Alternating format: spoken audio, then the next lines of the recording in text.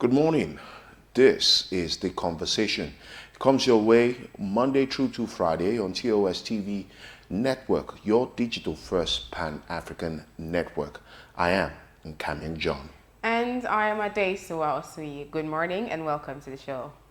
This morning, without much ado, we go straight to developments across Africa. As you know, we do our bit to bring you up to speed with all the developments as they have happened, where they happened, when and why.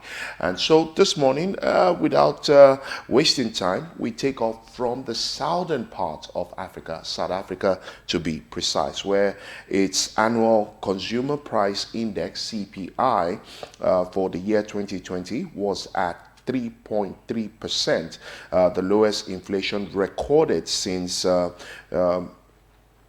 2004.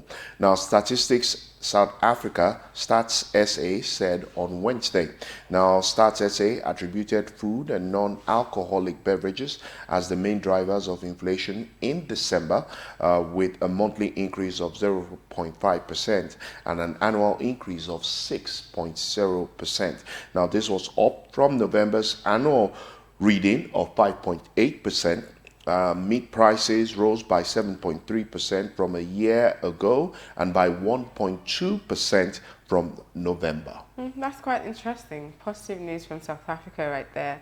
And we're moving to Tunisia, where the people are protesting a change in regime.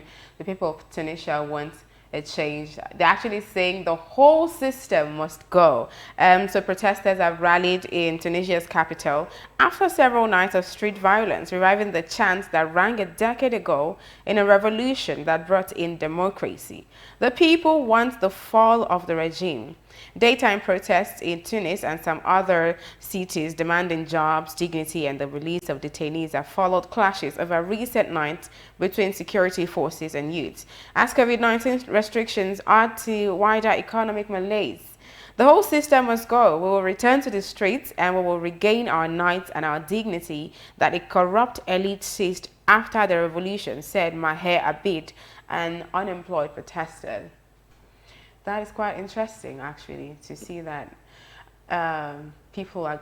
I think it's as you've always said that the young people want a change, and they're not going to stop at anything until they get it. Right now, it's their time. They are a force of nature that no one or anything can stop at this time. So, wisdom suggests that any country, any government that recognizes that truly the youths are the future must begin to create room and opportunities to dialogue and consistently engage the young people, speak their language, so to say, and before you know it, you will find that meeting point where both sides can contribute positively to the growth and development of not just their nation, but the continent at large. It has been predicted that Africa right now has the largest number of young people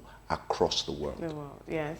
I hope African leaders will see this as a time to make positive change and not a negative phenomenon. Okay, right about now, we are going to move to our COVID-19 updates for today.